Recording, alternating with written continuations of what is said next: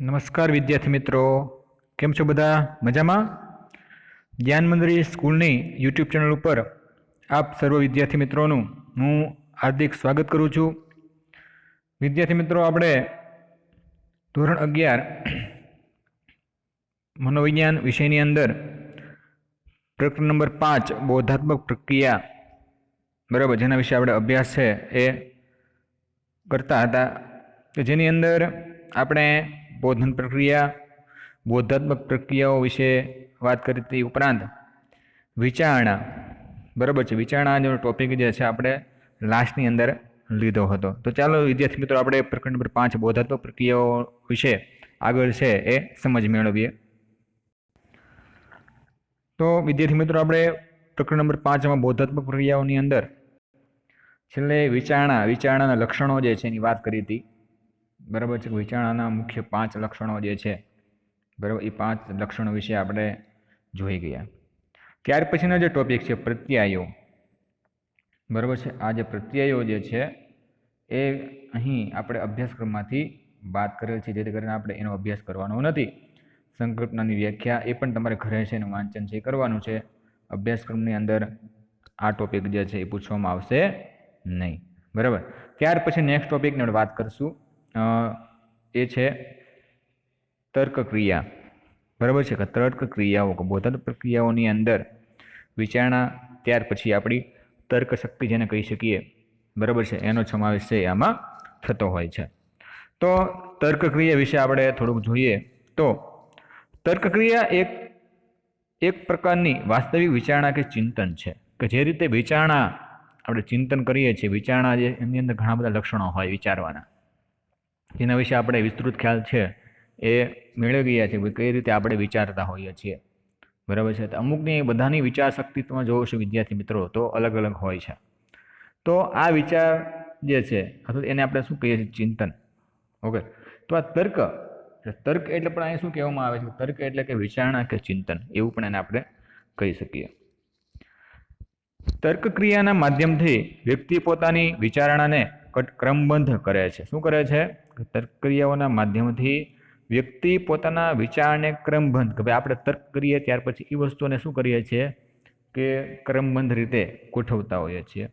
તથા તર્ક વિતર્કના આધારે કોઈ નિષ્ક્રિય બરાબર પહોંચે છે, કે ભાઈ છેલ્લે આપણે એ તર્કના આધારે આપણો જે મુખ્ય ગોલ હોય છે, બરાબર છે, ધ્યેય હોય છે, ત્યાં સુધી આપણે આમાં પહોંચતા હોઈએ છીએ. રેબરના મત મુજબ સામાન્ય અર્થમાં તર્કક્રિયા એક પ્રકારની તાર્કિક અને સુસંગત વિચારણા છે. તો અહીં આપણને આજે રેબન જે છે, બરાબર, રેબર નામના જે મનોવૈજ્ઞાનિક છે કે જેણે તર્કક્રિયા વિશે લખેલું છે. તર્કક્રિયા વિશે એક સામાન્ય વાત કરીએ કે સામાન્ય અર્થમાં તર્કક્રિયા એક પ્રકારની તાર્કિક અને સુસંગત વિચારણા છે. શું કીધું છે? સુસંગત વિચારણા, બરાબર. કે વિશિષ્ટ અર્થમાં તર્કક્રિયા એક પ્રકારની સમસ્યા ઉકેલ વર્તન છે, કે ભાઈ સમસ્યાઓનો ઉકેલ માટેનું એક વર્તન જે છે તો એ આ છે તર્કક્રિયા છે, બરાબર છે. જ્યારે યોગ્ય રીતે રચાયેલા ઉત્કલ્પનાઓની ક્રમબદ્ધ રીતે ચકાસણી કરવામાં આવે છે અને ઉકેલ તાર્કિક રીતે તારવવામાં આવે છે. તેનો ઉકેલ પણ તમે જો કઈ રીતે કીધું છે કે ભાઈ તાર્કિક રીતે એનો આપણે ઉકેલ છે એ મેળવતા હોઈએ છીએ. દાખલા તરીકે અહીં આપણે ઉદાહરણ એક સરસ મજાનું આપેલું છે કે જેના દ્વારા આપણને તર્કક્રિયા શું છે, બરાબર છે, એના વિશે ખ્યાલ છે એ આના ઉપરથી આપણને મળશે. તો ચાલો વિદ્યાર્થી મિત્રો, આપણે એક ઉદાહરણ જોઈએ. તો ઉદાહરણ તમે જોઈશું અહીંયા આપણને દર્શાવેલું છે કે ભાઈ પરીક્ષાના દિવસોમાં તમે રાત્રે વાંચી રહ્યા છો, બરાબર. આપણે સામાન્ય વસ્તુ છે કે ભાઈ આપણે જ્યારે પણ એક્ઝામ હોય છે ત્યારે એક્ઝામના જે દિવસો હોય છે એ દિવસો દરમિયાન આપણે આખી રાત અમુક વાંચતા હોય છે, એટલે કે રાત્રે આપણે વાંચન છે એ કરતા હોઈએ છીએ.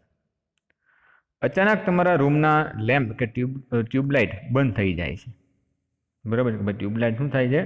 બંધ થઈ જાય છે. હવે તમારી સમક્ષ બે સમસ્યાઓ ઊભી થાય છે. પ્રથમ તો એક કે લેમ્પ કે ટ્યુબલાઇટ બંધ કેમ થઈ? તો આપણને એક વિચાર એવો પણ આવશે કે ભાઈ આ અચાનક જ આપણે વાંચન કરતા હોઈએ ત્યારે આ વસ્તુ કઈ રીતે બની, બરાબર. લાઇટ ગઈ છે તો આપણને તરત એ વિચાર આવે ભાઈ લાઇટ કેમ, ટ્યુબલાઇટ કેમ બંધ થઈ છે. અને બીજી એ કે કઈ રીતે તેને ફરી ચાલુ કરી શકાય, બરાબર. કેમ કે આપણે વાંચવું છે તો એ પણ અહીં પ્રશ્ન થાય કે ભાઈ એ લાઇટ ગઈ છે તો એ લાઇટ શા માટે ગઈ છે, તો એના માટે આપણે શું ઉપાય છે એ કરશું. તો આ લાઇટ છે એ આપણે પાછી ચાલુ કરી શકશું. તો આપણે તરત એવું પણ થશું કે ભાઈ ચાલો હવે આપણે આ લાઇટ ચાલુ કરવા માટે શું કરશું, જેથી વાંચવાનું આગળ વધે. તમે તમારા મનમાં કેટલાક તર્ક કરશો અને વિચારો કે લાઇટ ચાલી ગઈ છે, પરંતુ તમારા પાડોશીને ત્યાં લાઇટ ચાલુ છે, એવું પણ આપણે જોઈએ કે ભાઈ આપણે પાડોશીમાં છે કે નહીં. તો કોઈ પણ એવું બનાવ બન્યો તો આપણે પહેલાં શું કરીએ છીએ કે આપણે આજુબાજુ છે એ જોઈ લેતા હોય ભાઈ ત્યાં લાઇટ ગઈ છે કે નથી ગઈ, બરાબર છે. તો આપણે પાડોશીમાં પણ તપાસ કરશું. આથી તમે મેઇન સ્વિચની પાસેથી ફ્યુઝ ઉડી ગયો છે એવું પણ અનુમાન કરો છો કે ભાઈ બાજુમાં લાઇટ ચાલુ છે, તો આપણને એમ લાગે કે ભાઈ આપણા ઘરની અંદર લાઇટિંગમાં કંઈક પ્રોબ્લેમ હશે. તો આપણે પાછા શું કરીએ છીએ કે ભાઈ ફ્યુઝ જે છે ટૂંકમાં, બરાબર, એ ફ્યુઝમાં કંઈ પ્રોબ્લેમ નથી તો ફ્યુઝ ઉડી ગયું છે એવું અનુમાન કરશો. પરંતુ તમારા ઘરમાં અન્ય રૂમમાં લાઇટ છે તેવું તમને લાગે છે ત્યારે તમે તમારા લેમ્પનું હોલ્ડર કે સ્વિચ બગડી છે કે ટ્યુબલાઇટ સ્ટાર્ટર્સમાં કંઈક ખરાબી ઊભી થઈ છે એવી નિષ્ક્રિય નિષ્કર્ષ પર પહોંચો છો કે ભાઈ છેલ્લે એમ થાય કે ભાઈ હવે આપણા ઘરની અંદર પણ લાઇટ છે પણ મારા રૂમની અંદર નથી. તો આપણે લેમ્પની અંદર જે હોલ્ડર હોય એ હોલ્ડરમાં કંઈક પ્રોબ્લેમ છે કે સ્વિચનો કંઈક પ્રોબ્લેમ છે, એટલે આવું તર્ક આપણને થતું હોય છે. આમ તમે ક્રમબદ્ધ રીતે તર્ક કરીને એ ખાસ નિષ્કર્ષ પર પહોંચો છો કે ભાઈ છેલ્લે આપણે એમ લાગે ભાઈ ના આપણા ઘરની લાઇટ ઉપર આપણે પ્રોબ્લેમ છે કે ભાઈ મારા રૂમની લાઇટ ઉપર. તો જે રીતે આપણને ખ્યાલ આવે કે ભાઈ લાઇટ ગઈ છે તો લાઇટ શા માટે ગઈ છે એવો આપણે તર્ક કરતા હોઈએ છીએ કે પાડોશીની ત્યાં લાઇટ છે કે નથી, બરાબર છે, આપણા ઘરે લાઇટ છે કે નથી, આ બધી વસ્તુઓ છે આપણે જોતા હોઈએ છીએ. અને અંતે આપણને ખબર પડે તર્ક કરીએ કે ભાઈ હવે આપણા હોલ્ડર છે લેમ્પનો તો લેમ્પ ઉડી ગયો હોય તો પણ લાઇટ છે એ ગઈ હોય. આવા તર્ક ઉપર આપણે ટૂંકમાં પહોંચતા હોઈએ છીએ. આ વસ્તુ થઈ તર્ક ક્રિયા. સમજાણું કે ભાઈ તર્ક ક્રિયા જે આપણે ઉદાહરણ જો તમને ખ્યાલ આવશે તો આના દ્વારા તમને આ તર્ક ક્રિયા વિશે વધારે છે એ ખ્યાલ છે આવતો રહેશે. ત્યાર પછી અહીં આપણને તર્ક ક્રિયા વિશે બે વસ્તુ દર્શાવવામાં આવી છે કે નિગમનલક્ષી અને વ્યાપ્તિલક્ષી તર્ક ક્રિયા, બરાબર છે. કેટલા બે ભાગ છે કે નિગમનલક્ષી અને વ્યાપ્તિલક્ષી. તો અહીંયા આપણે જોઈએ કે નિગમનલક્ષી અને વ્યાપ્તિલક્ષી એ બે મુખ્ય અહીં તર્ક ક્રિયાઓ વિશે વાત કરી છે. ઉદાહરણ જુઓ છો તમે કે ભાઈ જો તમે રેલવે પ્લેટફોર્મ પર એક વ્યક્તિની ચિંતાથી ફાફડો થઈ દોડતો જુઓ છો તો તમે અનેક પ્રકારના અનુમાન કરી શકો છો. એક વિદ્યાર્થી અચાનક આપણે રેલવે સ્ટેશન પર બેઠા હોય અને એક વિદ્યાર્થી અથવા તો કોઈ પણ એક વ્યક્તિ ને તમે એમ કહેવાય ને ફૂલ ઓલામાં દોડતો જતો હોય, બીક લાગી ગઈ હોય, તો આપણે એ વ્યક્તિ ઉપરથી ઘણા બધા અનુમાન લગાડીએ કે ભાઈ શા માટે એ એટલી ઝડપથી ભાગે છે. જેમ કે તે હાલ જ ઉપરથી ટ્રેન પકડવા માટે દોડી રહ્યો છે, તે પોતાના મિત્રને વિદાય આપવા માગે છે જે હાલ જ ઉપરથી ટ્રેનમાં બેઠો છે, તે તેની બેગ ટ્રેનમાં ભૂલી ગયો છે અને ટ્રેન ઉપડતા પહેલાં તેને બેગ લેવી છે. એટલે ટૂંકમાં આ બધા જ વિચારો આપણી અંદર છે એ આવતા હોય છે, અનુમાન આપણે કરતા હોઈએ છીએ. આમ તે વ્યક્તિ પ્લેટફોર્મ પર શા માટે દોડી રહ્યો છે તે સમજવા માટે કે તેનું અનુમાન કરવા માટે તમે વિવિધ પ્રકારના તર્ક કરો છો. તો આપણે એ વ્યક્તિ શા માટે દોડી રહ્યો છે એના માટે ઘણું બધું જે વિચાર કરીએ ટૂંકમાં અનુમાન લગાડતા હોઈએ છીએ જેને આપણે શું કહીએ છીએ તર્ક ક્રિયા વિદ્યાર્થી મિત્રો કહેવામાં આવે છે. તો આના ઉપરથી આપણને ખ્યાલ આવશે કે ભાઈ આ વસ્તુ ઉપર આપણે તર્ક કર્યો છે. આવા તર્ક બે પ્રકારના હોય છે, એક નિગમનલક્ષી અને એક વ્યાપ્તિલક્ષી, બરાબર. તો અહીં આપણે તર્ક ક્રિયા જે છે એ બે રીતે સમજવાની છે, એક નિગમનલક્ષી તર્ક ક્રિયા અને એક વ્યાપ્તિલક્ષી તર્ક ક્રિયા. તો અહીં સૌપ્રથમ વખત જોઈએ આપણે નિગમનલક્ષી તર્ક ક્રિયા વિશે. નિગમનલક્ષી તર્ક ક્રિયા એટલે શું? તો નિગમન એટલે કે નિષ્કર્ષ, સાર, પરિણામ કે ફલશ્રુતિ, બરાબર. તો આ વ્યાખ્યા આપણને યાદ હોવી જોઈએ. નિગમન એટલે શું? ઠીક છે, નિષ્કર્ષ, સાર, ટૂંકમાં કહીને કહે કે ભાઈ એનો સાર શું નીકળે, એનું પરિણામ શું છે, એનામાંથી શું ફલિત થાય છે, ફલશ્રુતિ. તો આ બધી વસ્તુઓને શું સમાવેશ થાય છે? નિગમનલક્ષી તર્ક ક્રિયાની અંદર. નિગમનલક્ષી તર્ક કોઈ પૂર્વધારણા કે માન્યતાઓના આધારે કરવામાં આવે છે. આ પ્રકારના તર્કમાં તમે જે જાણો છો અથવા જેમાં તમે વિશ્વાસ ધરાવો છો કે આ સાચું છે તેના આધારે વિશિષ્ટ નિષ્કર્ષ તારવો છો. બરાબર કે આ વસ્તુ છે એ સાચી જ છે. બરાબર, આ બધી વસ્તુ આપણે જે વસ્તુઓને વિશિષ્ટ નિષ્કર્ષ તારવતા હોઈએ છીએ. એટલે કે નિગમનલક્ષી તર્ક એ સામાન્ય નિયમ પરથી વિશિષ્ટ નિષ્કર્ષ, બરાબર, તો શું કીધું છે? વિશિષ્ટ નિષ્કર્ષ તારવવાની ક્રિયા છે. અહીં આપણે નિષ્કર્ષ તારવવા માટે જે બાબતનો આધાર લઈએ છીએ તેને આધાર વિધાન પણ કહેવામાં આવે છે. તો અહીં આપણને આધાર વિધાન કોને કહેવામાં આવે છે? બરાબર, તો આધાર વિધાન વિશે પણ અહીં આપણને વાત છે એ કરેલી છે. આ આધાર વિધાન કે વિધાનને આધારે જે નિષ્કર્ષ તારવી છીએ તેને ફલિત વિધાન કહે છે.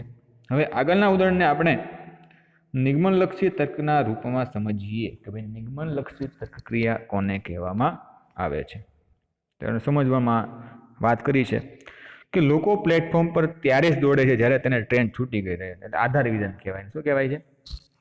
આધાર વિધાન કે ભાઈ આ ભાઈની ભાઈ ટ્રેન જે છે, બરાબર છે, એ છૂટી ગઈ છે, તો એક આધાર વિધાન થયું.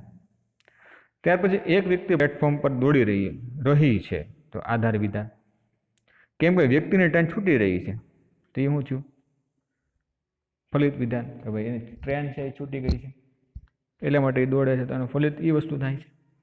ઓકે, તો આ વસ્તુ જે છે એ આધાર વિધાન અને આધાર અને વિધાન ટૂંકમાં કહી શકીએ. આ પ્રકારના અનુમાન તારવવામાં તમે ભૂલ કરી રહ્યા છો. બરાબર, અહીં કાઉન્સની અંદર આપણને દર્શાવ્યું જે ભૂલ નિગમનલક્ષી તર્ક દરમિયાન સામાન્ય રીતે લોકો કરતા હોય છે અને તે એ જ છે કે તમે માત્ર ધારી લો છો કે ભાઈ આ વસ્તુ આમ છે, એટલે આપણે ધારી લેતા હોઈએ છીએ. અમુક વાર એવું પણ બનતું હોય, પરંતુ તમને દરેક વખતે ખબર હોતી નથી કે આધાર વિધાન અથવા તમારી માન્યતા સાચી છે. જો આધારભૂત માહિતી કે વિધાન સાચું નથી તો નિષ્કર્ષ પણ તમે ખોટા જ તારવશો કે ભાઈ આપણું આધાર વિધાન સાચું નથી, બરાબર છે, તો એના ઉપરથી આપણે નિષ્કર્ષ જેને કહી શકીએ એ ખોટું છે એમ પણ અહીં આપણે કહી શકીએ. બરાબર છે. તો જો આધારભૂત માહિતી કે વિધાન સાચું નથી તો નિષ્કર્ષ પણ તમે ખોટા જ તારવશો. શક્ય છે કે લોકો અન્ય કોઈ કારણોસર પણ પ્લેટફોર્મ પર દોડતા હોય છે. તો આ એક પ્લેટફોર્મ પર દોડવાની જે વાત ઉપરથી અહીં આપણને ઘણું બધું તર્ક કરતા હોઈએ છીએ એવો ખ્યાલ અહીં આપણને આપેલો છે. નિગમનલક્ષી તર્કને બાજુમાં ચિત્ર તમે જોઈ શકો છો કે દરેક બિલાડીને 4 પગ હોય છે. મારે પણ 4 પગ છે, તેથી હું એક બિલાડી છું. તો અહીં એ પણ એક તર્ક ક્રિયા છે કે ભાઈ હું દરેક બિલાડીને 4 પગ હોય. ઓકે, તો મારે પણ અહીં 4 પગ છે એવું તેથી હું બિલાડી છું એવું એને તર્ક કર્યું છે. તો એ વસ્તુ શું છે? નિગમનલક્ષી કહેવાય. હવે અહીં આપણને વાત કરી છે કે ભાઈ વ્યાપ્તિલક્ષી તર્ક ક્રિયા. શું કીધું છે? વ્યાપ્તિલક્ષી તર્ક ક્રિયા. તો જે તર્ક ક્રિયા વિશિષ્ટ તથ્ય કે હકીકતો અને નિરીક્ષણ પર આધારિત હોય છે તેને વ્યાપ્તિલક્ષી તર્ક ક્રિયા કહે છે. બરાબર, જે તર્ક વિશિષ્ટ તથ્ય કે હકીકતો અને નિરીક્ષણ પર આધારિત હોય છે તેને વ્યાપ્તિલક્ષી તર્ક ક્રિયા કહેવામાં આવે છે. તો આ વ્યાખ્યા પણ તમારે ખાસ વિદ્યાર્થી મિત્રો યાદ છે એ રાખવાની છે કે ભાઈ વ્યાપ્તિલક્ષી તર્ક ક્રિયા કોને કહેવામાં આવે છે. પણ આપણને ઉદાહરણ દ્વારા તમે જો સમજશો તો એના વિશે આપણને વધારે મજા આવશે. એટલે કે વિશિષ્ટ હકીકતો કે આધાર વિધાનોના આધારે સામાન્ય નિષ્કર્ષ તારવવો એટલે કે વ્યાપ્તિલક્ષી તર્ક. મોટાભાગના વૈજ્ઞાનિક તર્ક વ્યાપ્તિ પ્રકારના હોય છે. વૈજ્ઞાનિકો ક્રમશઃ જુદા જુદા સ્થળે અને સમયે સંખ્યાબદ્ધ દાખલાઓ નોંધે છે. બરાબર, અલગ અલગ સમય ઉપર આ વસ્તુ અલગ અલગ દાખલાઓનું પણ નોંધણી છે એ કરતા હોય છે. તેના આધારે તેઓ શોધી કાઢે છે કે એક ગર્ભની બધી જ વ્યક્તિઓ એ લક્ષણ હોય જ છે. ઉદાહરણ આપણે આપેલું છે કે સુખભોગ ચીન છે અને ચીબા છે, એ વિશિષ્ટ આધાર વિધાન છે. ઉદાહરણ તમે જોવો છો કે ભાઈ શીખફોગ ભાઈ ચીના છે અને જે ચીબા છે, તો એ વિશિષ્ટ આધાર વિધાન છે. કેવું છે? વિશિષ્ટ આધાર વિધાન. ડેગલું બહેન ચીના છે અને ચીબા છે, એ વિશિષ્ટ આધાર વિધાન છે. હું આગ હો ભાઈ ચીના છે અને ચીબા છે, તો એ વિશિષ્ટ આધાર વિધાન છે. બરાબર. માવ માવ ભાઈ ચીના છે. ઓકે, ચાઉ માવ ભાઈ ચીના છે અને ચીબા છે, તો એ વિશિષ્ટ આધાર વિધાન છે. બરાબર. તેથી બધા ચીનાઓ ચીબા છે, તો એ હું વ્યાપક ફલિત વિધાન કહેવાય. શું કહેવામાં આવે છે કે બધા જ જે ચીનાઓ છે એ ચીબા છે, એવું અહીં આપણને એક ઉદાહરણ વ્યાપ્તિલક્ષી તર્કક્રિયાઓની અંદર આપેલું છે, તે તમે ચોપડીની અંદર જોઈ શકો છો. બરાબર છે. ઉપયુક્ત ઉદાહરણ અને ચર્ચાને આધારે આપણે એવા નિષ્કર્ષ તારવી શકીએ કે તર્કક્રિયા એ કોઈ નિષ્કર્ષ સુધી પહોંચવા માટે માહિતીને એકત્રિત અને વિશ્લેષિત કરવાની એક પ્રક્રિયા પણ ગણવામાં આવે છે. અહીં એક વાત ખાસ યાદ રાખવી જોઈએ કે વ્યાપ્તિ પ્રકારની તર્ક નિરીક્ષણો કે તથ્યો પર આધારિત હોવા છતાં તેના આધારે તારવેલા નિષ્કર્ષો અને સર્વથા તથ્યો નથી. શક્ય છે કે ચીનાઓમાં પણ અમુક વ્યક્તિ એવી હોય કે જે ચીબી ન પણ હોય. બરાબર. તો શું કીધું છે અહીં કે ભાઈ ચીનાઓમાં પણ અમુક વ્યક્તિ એવી પણ હોય કે ભાઈ ચીબી ન પણ હોય. બરાબર. હા, જો વિશિષ્ટ આધાર વિજ્ઞાનો પૈકી દરેક વિજ્ઞાનો હંમેશા સત્ય હોય તો વ્યાપક ફલિત વિધાન સર્વથા સત્ય બની શકે છે. જેમ કે અહીં આપણને બીજું એક ઉદાહરણ આપેલું છે કે ભાઈ ઈંટને ઉપરથી છોડીએ તો નીચે આવે છે. એ વિશિષ્ટ વિધાન આધાર વિધાન કહેવામાં આવે છે. શું કહેવામાં આવે છે? વિશિષ્ટ આધાર વિધાન.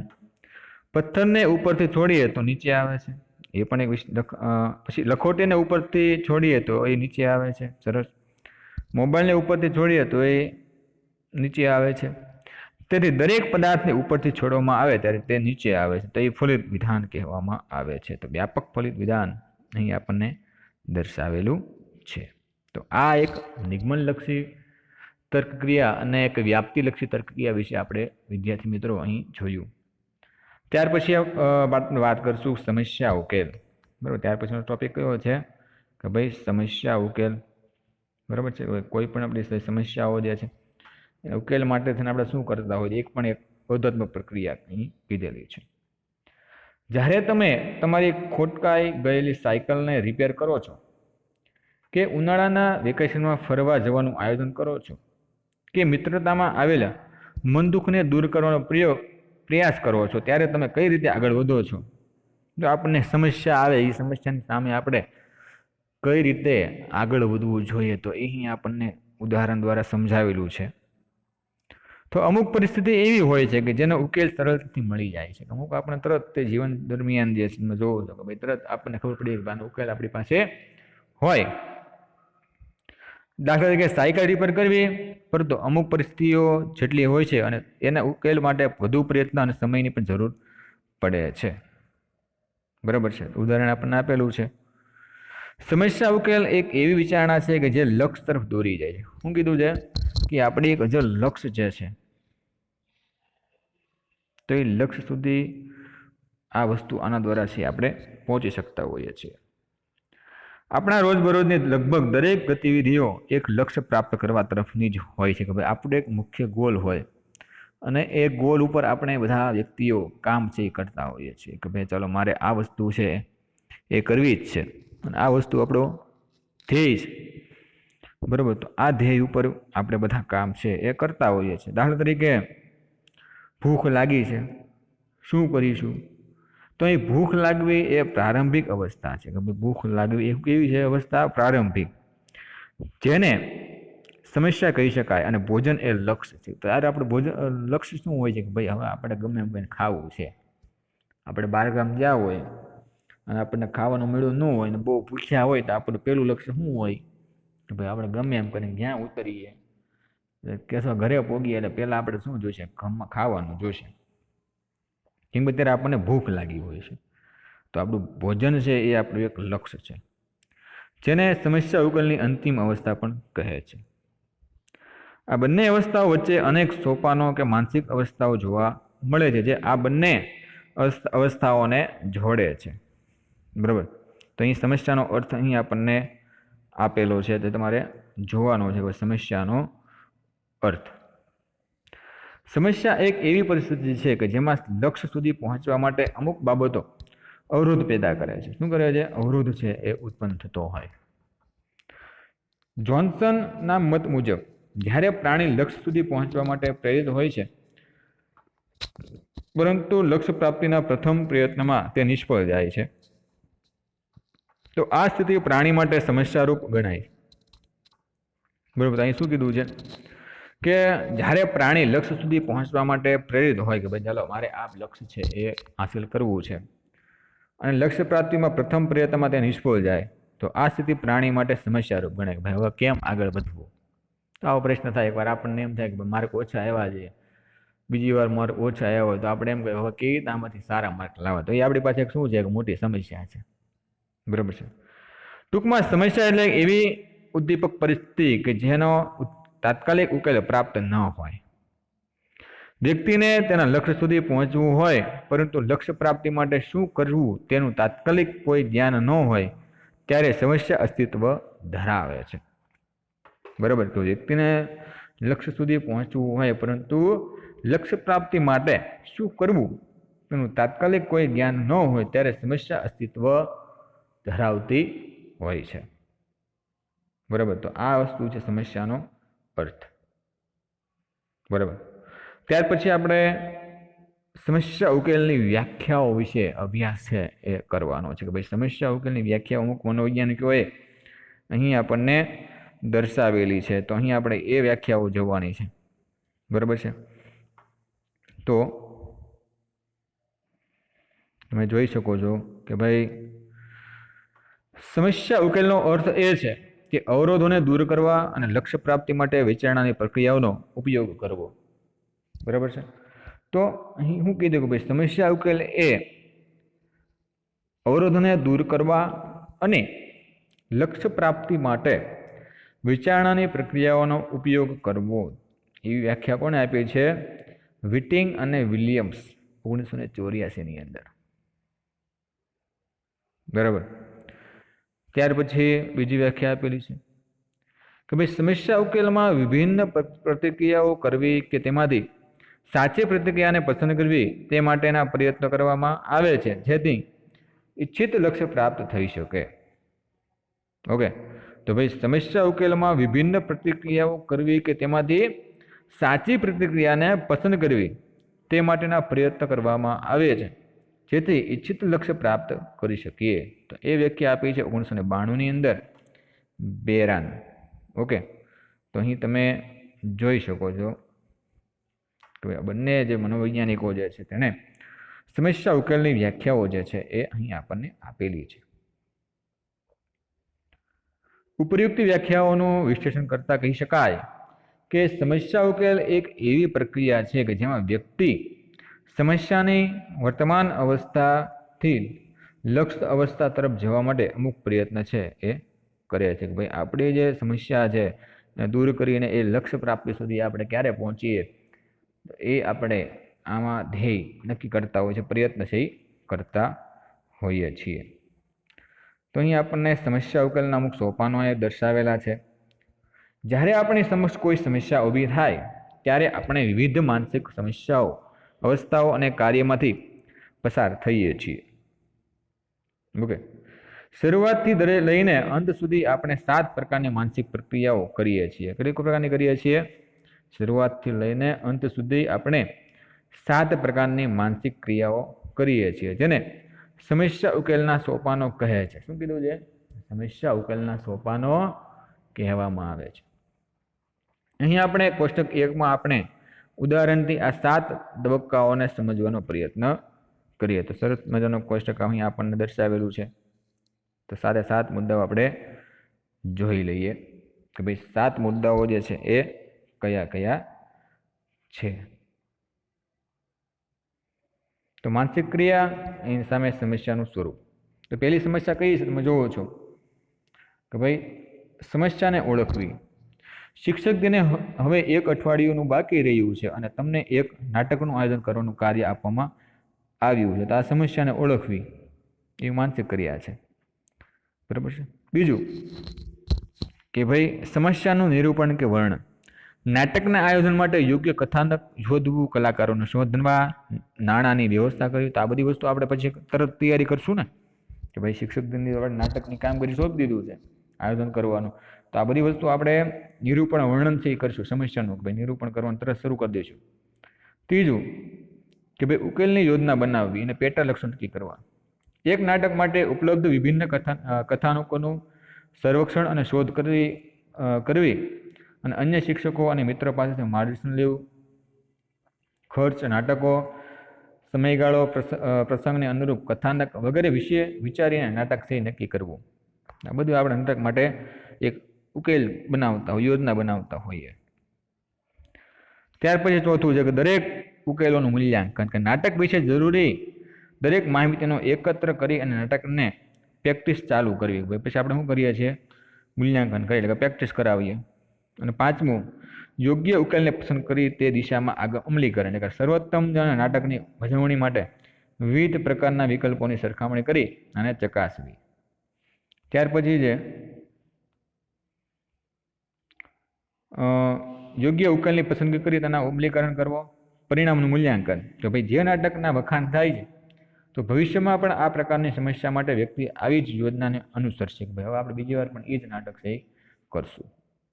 ત્રીજું કે ભાઈ સમસ્યા ઉકેલ વિશે પુનઃ વિચાર કરી તેનું પુનઃ અર્થઘટન કરી સમજૂતી, એટલે કે નાટકની ભજવણી બાદ ભવિષ્યમાં હજી વધુ સારા નાટક આયોજન માટે વિચારવામાં આવશે. એટલે ટૂંકમાં આ જે સમસ્યા ઉકેલના 7 સોપાનો અહીં આપણને સરસ બધાના દર્શાવેલા છે.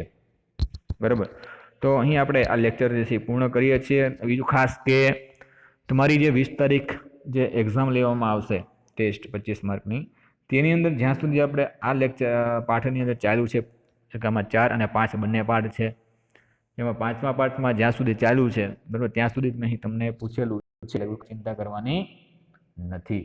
બરાબર, પણ તમારે સરસ મને ટેસ્ટ દેવાની રહેશે. તો હોમવર્કની અંદર તમારે સમસ્યા ઉકેલના જે પણ અહીં સોપાનો આપેલા છે એ સોપાનો તમારે હોમવર્કની અંદર છે એ લખવાના છે. બરાબર છે, તો વિદ્યાર્થી મિત્રો આપણે નેક્સ્ટ વિડીયોની અંદર પાછા ભેગા થઈશું. ત્યાં સુધી stay home, stay safe. Okay, bye student.